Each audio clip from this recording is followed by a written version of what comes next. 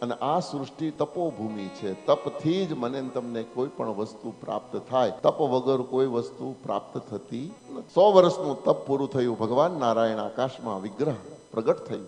દર્શન થયા બ્રહ્માજી. સૃષ્ટિ રચવા માટે જ્ઞાન માંગ્યું. પ્રભુ જ્ઞાન આપો, સૃષ્ટિ રચી શકું. અને એ વખતે શ્રી આદિનારાયણના મુખમાંથી ચતુર્શ્લોકી ભાગવત નીકળ્યું છે. મૂળ ભાગવત 4 શ્લોકમાં જ છે. અને સૃષ્ટિની આદિકાળમાં માત્ર બ્રહ્માજી એક જ હતા, કશું જ બનાવ્યું નહોતું. અથવા તો કહી દેવા દો કે સૃષ્ટિને રચવા માટે જે જ્ઞાન આપવામાં આવ્યું એનું નામ છે ભાગવત, જે આદિનારાયણના મુખમાંથી નીકળેલા છે. અને બેઠે બેઠા શબ્દો અહીંયા વ્યાસજીએ ભાગવતમાં પ્રસ્થાપિત કર્યા છે. અને એટલા માટે આ ગ્રંથ ભાગવતની આગળ શ્રીમદ શબ્દ લાગ્યો છે. શ્રીમદ શબ્દ ક્યારે લાગે?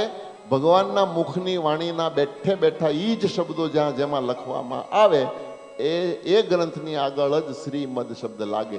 શ્રીમદ એટલે ભગવાનના મુખમાંથી નીકળેલા શબ્દો, એનું નામ શ્રીમદ. અને 2 જ શાસ્ત્ર આપણને મળે છે. એકનું નામ છે શ્રીમદ ભાગવત અને બીજી છે શ્રીમદ ભગવદ ગીતા. એમાં માત્ર 18 અધ્યાય છે, 700 શ્લોક. આ 18,000 શ્લોક વાળો 12 સ્કંદ વાળો શ્રીમદ ભાગવત ભગવાનના મુખની વાણી જેમાં મૂકવામાં આવી છે.